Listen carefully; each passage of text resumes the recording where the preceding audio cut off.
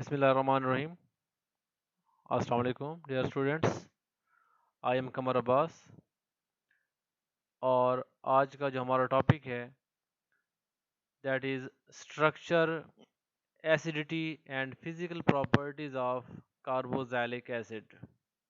Let's see इस chapter में, इस लेक्चर में क्या है। फर्स्ट ऑफ ऑल हमारे पास है structure of carboxylic acid. As carboxyl group is a double functional group which is combination of carbonyl and hydroxyl group। इसमें हमारे पास कार्बोक्सिल में एक कार्बोनाइल और दूसरा हाइड्रोक्सिल ग्रुप होता है। तो कार्बोनाइल ग्रुप का सेंट्रल एटम कार्बन एटम है, जबकि हाइड्रोक्सिल में सेंट्रल एटम ऑक्सीजन एटम है। सो carbon of the carbonyl is sp2 hybridized, and we know that whenever carbon is sp2 hybridized it forms a trigonal structure, while the oxygen of OH is sp3 hybridized and forming an angular geometry like in alcohol। इसके साथ ही यहाँ पर जो C double bond O है, bond length is 120 picometer, while the CO single bond has bond length 134 picometer. यानी कि हमें clear नज़र आ रहा है कि कार्बन ऑक्सीजन ये जो बॉन्ड होता है सिंगल बॉन्ड, इसकी बॉन्ड लेंथ ज़्यादा होती है, जबकि कार्बन का ऑक्सीजन से जो डबल बॉन्ड है इसकी बॉन्ड लेंथ कम होती है। So that's why double bond की लेंथ 120 पिकोमीटर है, जबकि सिंगल बॉन्ड की लेंथ 134 पिकोमीटर है। मोर ओवर यहाँ पर जो है डिफरेंट बॉन्ड एंगल है according to sp2 hybridization. Usually जो बॉन्ड एंगल होते हैं वो 120 या नियर 120 होते हैं। सो इसमें हमारे पास one angle is of 124 degree, second is of 125 degree, और ये जो एंगल है ये होता है 111 डिग्री का। सो यूजली ये हमारे पास स्ट्रक्चर है कार्बोक्सिलिक एसिड का। आफ्टर दैट हम देखते हैं acidity of carboxylic acid. Carboxylic acid और carboxylic acid are acidic in nature because these are good acids, and actually good acids have two qualities. First quality is proton donor and second quality is stable anion. So both the qualities are present in carboxylic acid, so that's why they behave as an acid.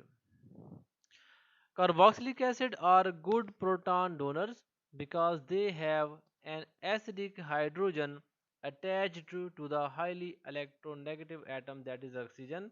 Remember that कहीं पर भी कोई भी hydrogen जो कि electronegative atom के साथ attach होता है उसको हम कहते हैं एसिडिक प्रोटॉन और acidic hydrogen. And remember, sodium can easily replace any acidic proton from any compound। यहाँ पर हम सोडियम मेटल का रिएक्शन करते हैं कार्बोक्सिलिक एसिड के साथ, तो ये सोडियम जो है इस हाइड्रोजन को रिप्लेस करके हाइड्रोजन गैस बना के एलिमिनेट कर देता है, जबकि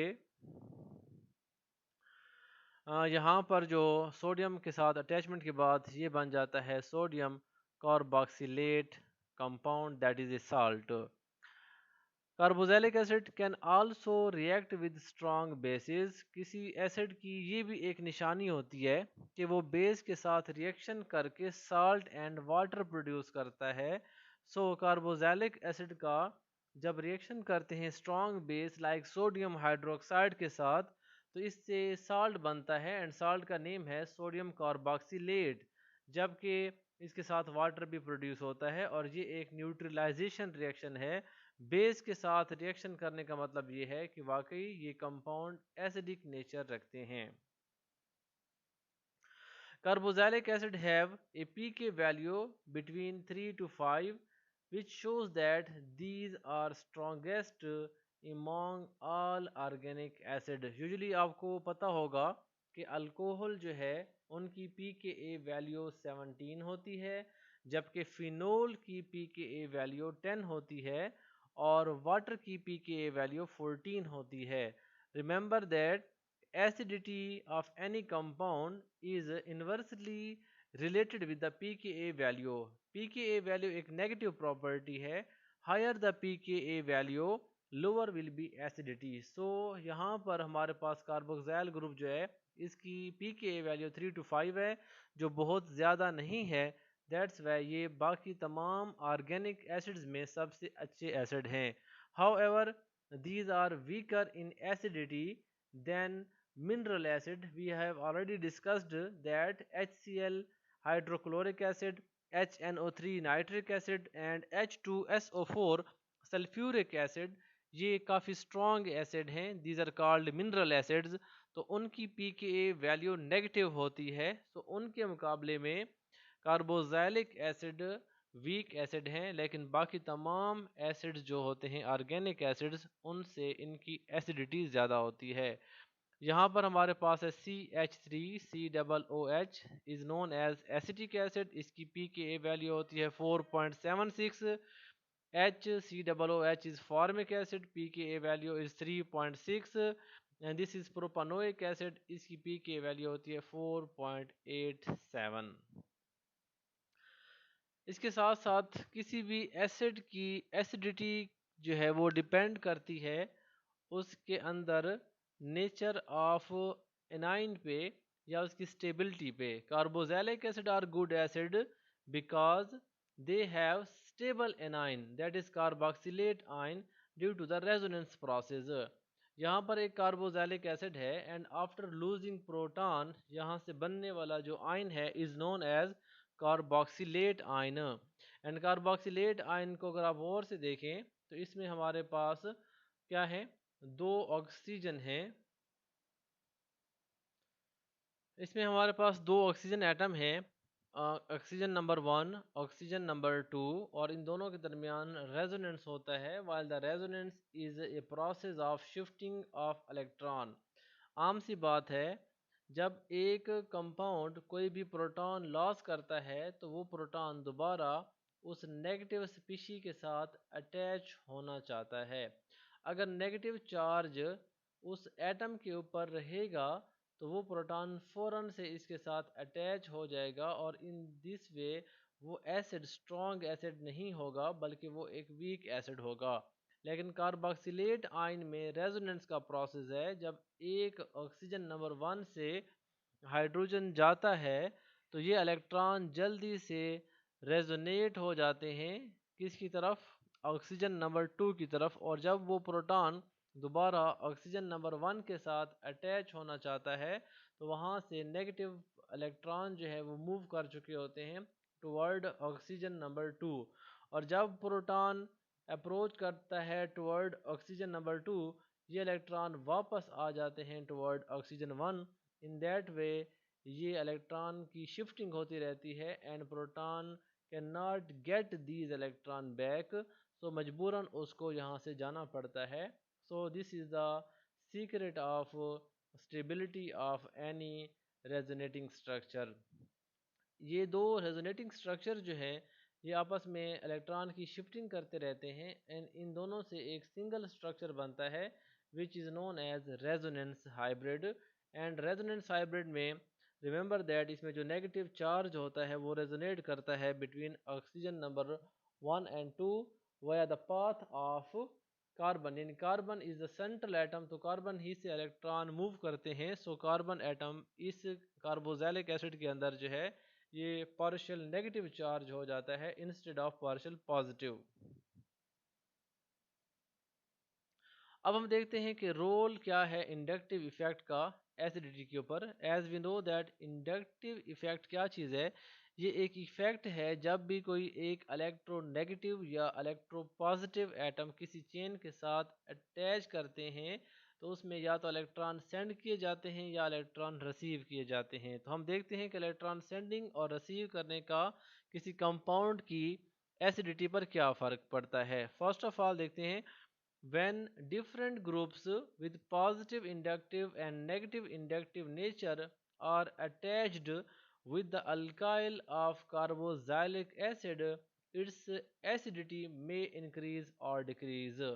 Remember that acidity of any compound is directly proportional to the number of negative inductive groups and acidity is inversely proportional to the number of positive inductive groups, यानी जितने ज़्यादा positive inductive group लगेंगे तो वो acid जो है उसकी acidity decrease होगी, और जितने ज़्यादा नेगेटिव इंडक्टिव लगेंगे उसकी एसिडिटी इंक्रीज होगी। तो चेक करते हैं कि ऐसा क्यों होता है।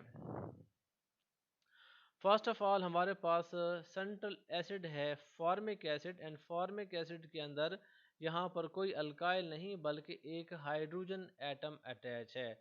After that is acetic acid, जिसमें यहाँ पर एक CH3 यानी मिथाइल ग्रुप होता है। After that is propanoic acid, जिसमें मिथाइल की जगह पर यहाँ पर इथाइल ग्रुप है। And after that is di methyl acetic acid, जिसमें यहाँ पर सेंट्रल कार्बन के साथ दो मिथाइल अटैच हैं।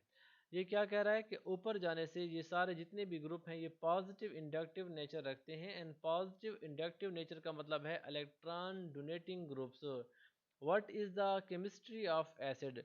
रिमेंबर दैट असल में ये होता है कि कोई भी एसिड अपना प्रोटॉन लॉस करना चाहता है, और जब उसका प्रोटॉन लॉस होता है तो ऑक्सीजन पे नेगेटिव चार्ज आता है, और ये ऑक्सीजन रेजोनेंस करना चाहता है कार्बन के थ्रू ऑक्सीजन नंबर 2 की तरफ। जबकि यहाँ पर एक फॉर्मिक एसिड में एक हाइड्रोजन है, and hydrogen has zero inductive nature, यानी hydrogen can not either attract or donate electron. ये ना तो इलेक्ट्रॉन देने वालों में से है ना ही लेने वालों में से, इसलिए इसकी मिसाल ऐसी है कि ये ना तो एसिडिटी को इंक्रीज करता है ना ही डिक्रीज करता है। लेकिन जब एक मिथाइल ग्रुप आ जाता है जो कि एक पार्शली इलेक्ट्रॉन डोनेटिंग नेचर रखता है, तो ये ऑक्सीजन के इलेक्ट्रॉन को इस कार्बन की तरफ नहीं आने देता, जिसकी वजह से प्रोटॉन के ऑक्सीजन के साथ दोबारा अटैचमेंट के चांसेस बढ़ जाते हैं।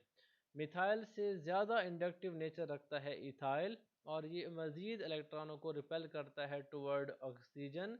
And similarly di methyl carbon जो है which is known as secondary carbon, ये मज़ीद इलेक्ट्रॉन को पुश करेगा toward oxygen. And remember that जितना ऑक्सीजन के ऊपर इलेक्ट्रॉन फिक्स रहेंगे उतना प्रोटॉन की उसके साथ अटैचमेंट के चांसेस बढ़ जाएंगे, और उतना ही उसकी एसिडिटी डिक्रीज हो जाएगी, बिकॉज जब प्रोटॉन नहीं जाएगा तो एसिड की एसिडिटी कम हो जाती है। ये सारा प्रोसेस जो है इसकी pKa वैल्यू से भी ऑब्जर्व किया जा सकता है। pKa वैल्यू फॉर्मिक एसिड की होती है 3.75, इसकी होती है 4.75, प्रोपोनोइक एसिड की है 4.87 एंड 4.89। प्रीवियसली हम बता चुके हैं higher the value of pKa mean उसमें एसिडिटी डिक्रीज होगी, तो ऊपर जाने से एसिडिटी डिक्रीज हो रही है। उसके बाद आ जाते हैं नीचे। यहाँ पर हमने क्लोरो एसिटिक एसिड लिया है। आप कंपेयर कर सकते हैं एसिटिक एसिड को जिसमें एक मिथाइल था, और क्लोरो एसिटिक एसिड में उस मिथाइल के 3 हाइड्रोजन में से एक हाइड्रोजन को रिप्लेस कर दिया गया है क्लोरीन एटम के साथ, and chlorine is a electronegative element. तो इससे क्या होगा, ये इलेक्ट्रॉन को पुश करने के बजाय पुल करेगा, और अब वो ऑक्सीजन के इलेक्ट्रॉन हाइड्रोजन से इलेक्ट्रॉन लेने के बाद ऑक्सीजन जो है वो इलेक्ट्रॉनों को इस चेन की तरफ सेंड कर देगा, और इससे क्या होगा, उसकी एसिडिटी में इजाफा होगा, और पी की वैल्यू है 2.86। Similarly if you replace two hydrogen of methyl with two chloride atoms, तो इसमें एसिड क्या है, इलेक्ट्रॉनिक पुल और भी ज़्यादा हो जाएगा, और एसिडिटी ज़्यादा हो जाएगी, पी की वैल्यू डिक्रीज हो जाएगी। अगर 3 क्लोरीन एटम लगा दिए जाएं तो और भी ज़्यादा इलेक्ट्रॉनिक पुल होगा। इन दैट केस हाइड्रोजन के जाने के चांसेस मैक्सिमम हो जाएंगे। सो दैट्स वाई ट्राईक्लोरोएसिटिक एसिड जो है इसकी पी की वैल्यू कम है, और वो है 0.65। After that as we know that chlorine से भी ज़्यादा इलेक्ट्रोनेगेटिव होता है फ्लोरीन एटम, और अगर आप 3 क्लोराइड की बजाय 3 फ्लोराइड एटम लगा लेते हैं जो कि हाईली इलेक्ट्रोनेगेटिव है, तो ये बहुत ज़्यादा इलेक्ट्रॉनिक पुल फील कराएगा मालिक्यूल को, और इन दैट केस इसकी पी की वैल्यू बहुत ही कम है, और इसकी पी की वैल्यू है 0.23। बट रिमेंबर दैट स्टिल ये जितने भी एसिड्स हैं, चाहे chloro acetic acid, di chloro, tri chloro या tri fluoro, these are still weaker in acidity than mineral acid, यानी जिस तरह सल्फ्यूरिक एसिड है उसकी pKa वैल्यू -3 होती है, या पर हाइड्रो आयोडिक एसिड है HI, उसकी pKa वैल्यू -10 होती है। तो मिनरल एसिड जो है वो बहुत ही ज़्यादा स्ट्रॉन्ग एसिड होते हैं as compare to organic acid. So this was the concept of acidity and role of inductive effect in acidity, यानी आप ऊपर देखेंगे पॉजिटिव इंडक्टिव ग्रुप इंक्रीज होते जाएंगे तो एसिडिटी डिक्रीज होगी, जबकि नेगेटिव इंडक्टिव ग्रुप जितने ज़्यादा लगेंगे तो एसिडिटी इंक्रीज होगी। उसके बाद हम चलते हैं और देखते हैं physical properties of carboxylic acid. First of all हम देखते हैं physical state. No carboxylic acid is gas, क्योंकि हम जानते हैं कि कार्बोजैलिक एसिड में हाइड्रोजन बॉन्डिंग पाई जाती है एंड सच कंपाउंड जिनमें हाइड्रोजन बॉन्डिंग हो वो गैसियस फॉर्म में नहीं होते। सो कार्बन 1 से लेके कार्बन 10 तक इसके जो मेंबर्स हैं वो लिक्विड हैं, rest of the members are solid in nature. अगर इसके ऑर्डर एंड कलर की स्टेट की बात करें, टेस्ट की बात करें, they have a sour taste because these are acids and acids always have sour taste. Also they have distinctive penetrating odor, इनकी एक चुभने वाली जो है बू होती है जो कि नाक में बड़ी शदीद किस्म की चुभती है, उसको महसूस किया जा सकता है। फॉर एग्जांपल जैसे कि आप एसिटिक एसिड जो है इसकी स्मेल आप फील कर सकते हैं विनेगर के अंदर, सिरके के अंदर, जबकि ब्यूटायरिक एसिड जो है इसकी स्मेल फील की जा सकती है किसी भी रेंसिड बटर के अंदर। रेंसिड बटर मीन खराब butter. After that melting point and boiling point, they have higher melting point and boiling point than corresponding alkane, alcohol and aldehyde ketone. आपको पता है कि अल्केन में लंदन फोर्सेस होती हैं, अल्कोहल के अंदर हाइड्रोजन बॉन्डिंग होती है, अल्डिहाइड एंड कीटोन के अंदर डायपोल डायपोल फोर्सेस होती हैं। इन तमाम की जो फोर्सेस हैं वो कार्बोजाइलिक एसिड से वीकर हैं, सो दैट्स वाई इनका melting and boiling point carboxylic acid से कम होता है। मेल्टिंग पॉइंट और बॉइलिंग पॉइंट कम होने की एक वजह और भी है and that is dimer. Remember that two molecule of carboxylic acid forms two hydrogen bond with each other and forms a dimer. Dimer का मतलब है टू यूनिट्स आपस में कंबाइन हो जाती हैं। होता यह है कि एक कार्बोजैलिक एसिड का हाइड्रोजन और दूसरे कार्बोजैलिक एसिड का ऑक्सीजन जो है इनके दरमियान हाइड्रोजन बॉन्ड बनता है एक तरफ, और इसका जो उलट होगा वो दूसरा हाइड्रोजन बॉन्ड बन जाता है और ये बनाते हैं एक डाइमर। फोर्थ प्रॉपर्टी इनकी है solubility. Carboxylic acid have more polar OH than the alcohol. जिस तरह अल्कोहल के अंदर OH होता है, बिल्कुल ऐसा ही OH ग्रुप होता है कार्बोजैलिक एसिड के अंदर, जो कि अल्कोहल से भी ज़्यादा पोलर होता है। इसका मतलब ये हुआ कि कार्बोजैलिक एसिड ग्रुप जो है इनका हाइड्रोजन बॉन्ड अल्कोहल के हाइड्रोजन बॉन्ड से स्ट्रॉन्गर होता है with themselves and also with water. यानी जब इनको हम वाटर में डालते हैं तो they can form easily hydrogen bond and that hydrogen bond is stronger than any corresponding alcohol. यही वजह है कि कार्बन 1 से लेकर कार्बन 10 तक कार्बोजैलिक एसिड जो है वो ईजिली सॉल्युबल होते हैं वाटर के अंदर, एंड वाटर के अंदर इनकी सॉल्युबिलिटी को इस स्ट्रक्चर से आइडिया लगाया जा सकता है कि किसी भी कार्बोजैलिक एसिड का OH वाटर के OH के साथ हाइड्रोजन बॉन्ड बनाता है। आल्सो ये जो कार्बोजनाइल का ऑक्सीजन होता है ये भी वाटर के साथ हाइड्रोजन बॉन्ड बना सकता है। सो इन दिस वे हमारे पास एक कार्बोजैलिक एसिड का मॉलिक्यूल 2 वाटर्स के साथ हाइड्रोजन बॉन्ड बनाकर इसमें सॉल्युबल है। लेकिन याद रखें कि further solubility decreases due to the non polar chain. जब 10 कार्बन से ज़्यादा हो जाते हैं तो चेन में नॉन पोलर इफेक्ट इंक्रीज हो जाता है, जिसकी वजह से सॉल्युबिलिटी डिक्रीज होने लगती है। सो डियर स्टूडेंट्स, ये थी कार्बोजैलिक एसिड का स्ट्रक्चर, उसकी एसिडिटी एंड फिजिकल प्रॉपर्टीज़।